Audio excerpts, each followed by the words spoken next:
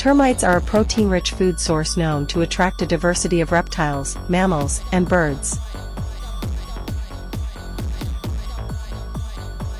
Yet they can be an unpredictable food source due to the short-lived nature of the swarming events, and their variability within seasons.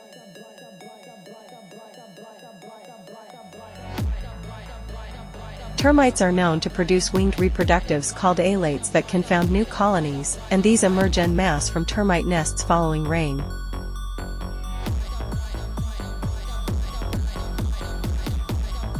Here we provide an observation of birds feeding on an explosion of winged termites swarming through in a farm near Prohibit.